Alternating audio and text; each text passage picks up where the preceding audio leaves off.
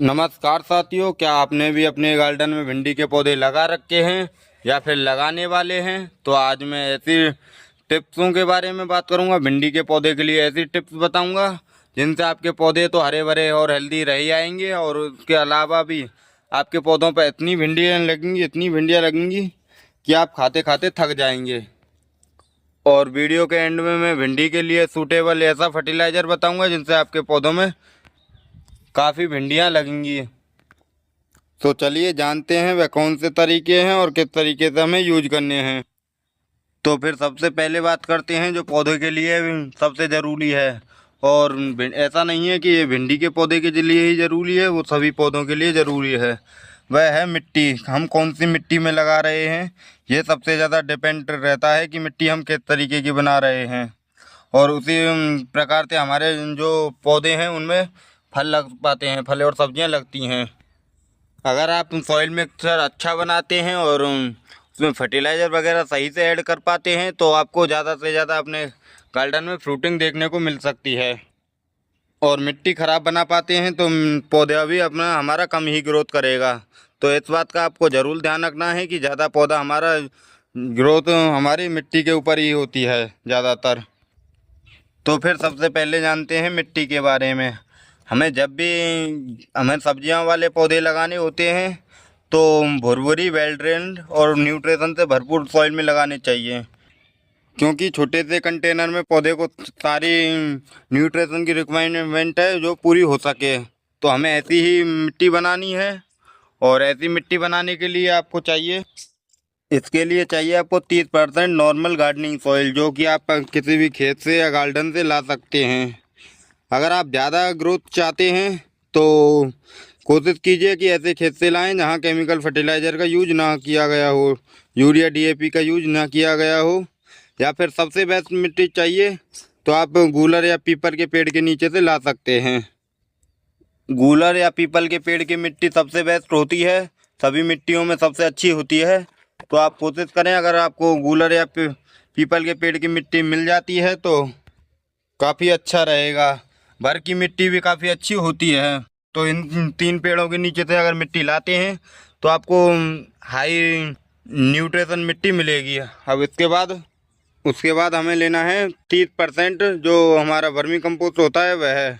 आप कोशिश कीजिए कि वर्मी कंपोस्ट यूनिट से ही लाएं, क्योंकि आजकल वर्मी कंपोस्ट में भी मिलावट आने लग गई है। मैं हमेशा बिल्कुल ऑर्गेनिक और घर पर ही वर्मी कंपोस्ट तैयार करता हूं। और आप देख सकते हैं ये मेरा बेड है वर्मी कंपोस्ट का, और इसमें आपको दिखाऊं तो वॉर्म्स भी देखने को मिलेंगे। इसमें यह आइसिनिया फटीडा वैरायटी के वॉर्म्स हैं, केचुए, जो हमारे मिट्टी को अच्छा बनाते हैं और सबसे ज़्यादा हमारे खाद में न्यूट्रिशन पैदा करते हैं। तो वर्मी कंपोस्ट इन्हें ही बोलते हैं, इनसे ही बनता है।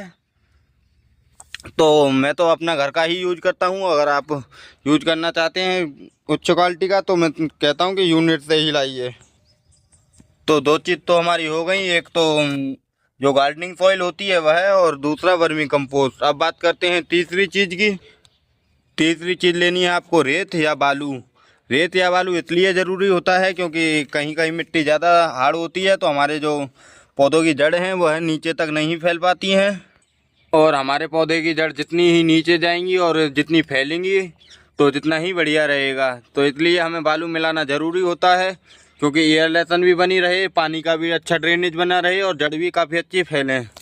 तो हमें 30% नॉर्मल गार्डनिंग सॉइल, 30% कोकोपीट या फिर रिवर्सेंट बालू की रेत और 30% वर्मी कंपोस्ट, इन तीनों को मिक्स कर लेना है।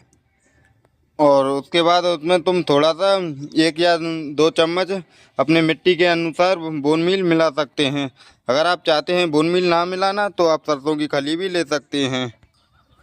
तो ये तो हो गई वेस्ट सॉइल की, कि आपको किस तरीके से मिट्टी बनानी है, सबसे अच्छी मिट्टी किस तरीके से बनानी है। अब दूसरे नंबर की बात करते हैं, क्योंकि पहले नंबर पर हमें सॉइल ठीक अच्छी बनानी है, मिट्टी बढ़िया बनानी है।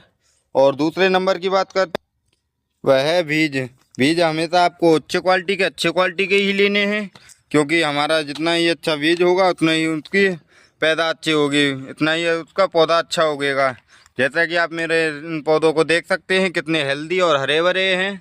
ये मैंने इस वाली वैरायटी के बीज लगाए हुए हैं और मैं कोई भी वैरायटी का या बीज का प्रमोशन नहीं कर रहा हूँ।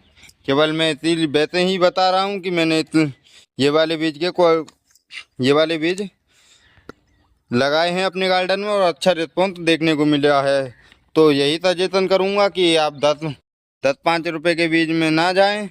ये लगभग मुझे 30-35 रुपये की पैकेट पड़ी है और उसमें काफ़ी बीज भी हैं। तो इसलिए कहता हूँ हमेशा बीज अच्छी क्वालिटी के ही लेने चाहिए।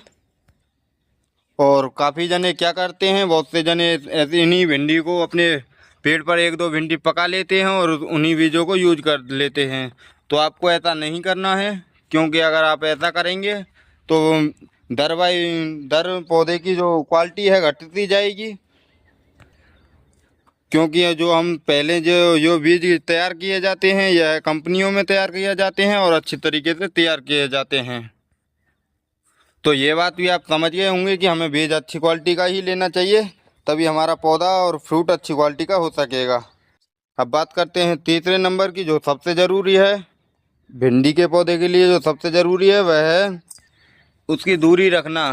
कभी कभी हम क्या करते हैं कि एक 9 बाई या 12 बाई 12 इंची के गमले में 4-5 पौधे लगा देते हैं। तो आपको ऐसा नहीं करना है।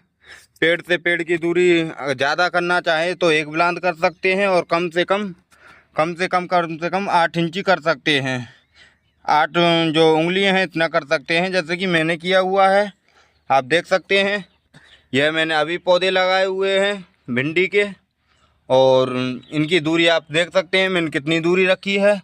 हर पौधे की लगभग 8 उंगलियां रखी हैं। इतनी दूरी आपको ज़रूर रखनी है। हालांकि इनमें मेरी घिचपिच ज़्यादा हो गई है। वह घिचपिच इस कारण हो गई कि मैंने जब ये लगाए थे थोड़ी गर्मी तेज़ थी, तो मैंने सोचा कि शायद पौधे ना उपज पाएँ, बीज कम उपजें, इसलिए मैंने पात लगा दिए थे। लेकिन सारे बीज अच्छे से जर्मिनेट हो गए हैं, अच्छे से उपज आए हैं। तो इस बात का आपको ध्यान रखना है कि हमेशा दूरी ज़्यादा बना के रखें, क्योंकि जितनी ही ज़्यादा दूरी रहेगी पौधे से पौधे की, जितने ही पौधा हमारा फैलेगा और जितने ही भिंडी आएंगी उन पर। और एक और बात भिंडी के पौधे के लिए जो सबसे मेन है कि आप जब भी भिंडी के पौधे लगाएं तो ऐसा नहीं है कि 3-4 पौधे ही लगाएं। आपको जब भिंडी के पौधे लगाने हैं तो कम से कम 30-35 पौधे लगाने हैं, क्योंकि इसके एक पौधे से एक बार में एक ही भिंडी तैयार हो पाती है और ज़्यादा से ज़्यादा 2 भिंडी तैयार हो पाती हैं। तो हमें जब अच्छी हार्वेस्टिंग चाहिए तो ज़्यादा पौधे लगाने चाहिए, क्योंकि हमें एक भिंडी भी एक पौधे से मिलेंगी तो हमारे एक छाक की जो एक टाइम की सब्जी है वह हो जाएगी। तो इस बात का आपको ज़रूर ध्यान रखना है। मैंने भी इसी तरीके से लगाए हैं, काफ़ी पौधे लगाए हैं और लगभग मेरे 40 से 30-40 पौधे हैं, क्योंकि मुझे भिंडी मिलती रहेंगी। और इसी तरीके से आप लगा सकते हैं। और भिंडी ऐसा पौधा है जो दर बाई दर चलता रहता है। जैसे कि मेरे इन पौधों को देखिए, ये काफ़ी बड़े हो गए हैं। इनसे भिंडी काफ़ी हार्वेस्टिंग कर ली है हमने। आप देख सकते हैं मैंने यहाँ से हार्वेस्टिंग की है, यहाँ से हार्वेस्टिंग की है और नीचे से हार्वेस्ट करता ले आया हूँ। ये काफ़ी बड़े हो गए। मैंने इनसे हार्वेस्टिंग करने के बाद फिर यह पौधे लगा दिए। अब मैं इनसे हार्वेस्टिंग स्टार्ट हो जाएगी और वह पौधे जो हमारे वो वाले पौधे हैं वह ख़त्म हो जाएंगे। उसके अलावा जब इनमें हार्वेस्टिंग चलती रहेगी तो फिर हमारे ये वाले पौधे तैयार हो जाएंगे। फिर उनमें से हार्वेस्टिंग चलती रहेगी, ये वाले पौधे तैयार हो जाएंगे। इन वालों में से हार्वेस्टिंग चलेगी तो मैं नई क्रॉप नए दोबारा से भिंडी लगा दूंगा। तो इस तरीके से भिंडी स्टेप बाय स्टेप लगाते रहिए, क्योंकि आपको ज़्यादा से ज़्यादा हर समय में भिंडी उपलब्ध होती रहेंगी। और मानसून का महीना आने वाला है, तो आने लग गया है। अभी भी हल्की सी बारिश हुई थी, तो इस कारण आप मानसून में काफ़ी अच्छी भिंडियाँ लगा सकते हैं। और अगर आप चाहते हैं कि पूछना चाहते हैं कि भिंडी आपको कौन से कंटेनर में लगानी चाहिए, कौन से में बेस्ट रहेगी, तो जब भी भिंडी लगाएं एक बात का ध्यान रखें कि इसकी जो ऊंचाई है, यानी कि पौधे या ग्रो बैग की ऊंचाई है, वह लगभग 9 इंची तक होनी चाहिए। और 9 इंची से चौड़ा आप अपने अनुसार ले सकते हैं, क्योंकि जो भिंडी की जड़ हैं 9-10 इंची तक ही फैल पाती हैं। और चौड़ाई आप कितनी भी रख सकते हैं, और मैंने पौधे से पौधे की दूरी बता ही दी है, और इसी तरीके से आपको दूरी रखनी है। तो ये बात तो आप समझ गए होंगे। अब बात करते हैं भिंडी के लिए बेस्ट फर्टिलाइज़र क्या होगा। हमें भिंडी में कौन सा फर्टिलाइज़र देना है जो हमें भिंडी हार्वेस्ट टाइम टू टाइम मिलती रहे। तो भिंडी के लिए दो फर्टिलाइज़र बेस्ट होते हैं। अगर आप लिक्विड फर्टिलाइज़र देना चाहते हैं, लिक्विड फॉर्म में देना चाहते हैं, तो फिर वर्मी बॉस दे सकते हैं। यह वर्मी बॉस जो हमारे वर्मी कंपोस्ट से ही बनता है। जो हमारे इसमें बेड में से जो पानी डालते हैं वह नीचे आता है, तो वही हमारा वर्मी बॉस कहलाता है। इसमें nitrogen, phosphorus, potassium, calcium, magnesium सभी न्यूट्रिशन मिल जाते हैं। इसको आपको यूज किस तरीके से करना है, 1 लीटर वर्मी बॉक्स को 1 लीटर पानी में, 1 या 2 लीटर पानी में मिलाकर अच्छे से इनमें डाल दीजिए, और उसके बाद आप खुद वाटरिंग कर सकते हैं, ताकि हमारी जो लिक्विड फर्टिलाइज़र है अंदर जड़ों तक पहुंच सके। तो इस तरीके से आप इस तरीके का लिक्विड फर्टिलाइज़र दे सकते हैं। अब बात करते हैं सॉलिड फर्टिलाइज़र की। सॉलिड फर्टिलाइज़र में आप वर्मी कंपोस्ट दे सकते हैं। वर्मी कंपोस्ट सॉलिड फर्टिलाइज़र के लिए सबसे बेस्ट रहता है। अगर आपके पास वर्मी कंपोस्ट नहीं है तो आप गाय के गोबर की खाद ले सकते हैं। अगर आपके पास गाय के गोबर की खाद नहीं है तो कंडे होते हैं जो जिन्हें हम उपले बोलते हैं, उनका भी इस तरीके से आप चूरन सा बना लीजिए और इसको दे सकते हैं। यह भी काफ़ी न्यूट्रिशन का काम करेगा। जो हमारे गाय के गोबर का खाद है उसी का काम करेगा। तो मेरे दी गई जानकारी आपको कैसी लगी हमें कमेंट करके ज़रूर बताएं। अगर वीडियो अच्छी लगी हो तो वीडियो को लाइक करें, ज़्यादा से ज़्यादा शेयर करें, और अपने गार्डन में कौन कौन सी सब्जियां लगा रखी हैं हमें कमेंट ज़रूर करें। मिलते हैं आपसे फिर किसी नॉलेजेबल जानकारी के साथ। Thank you watching the video.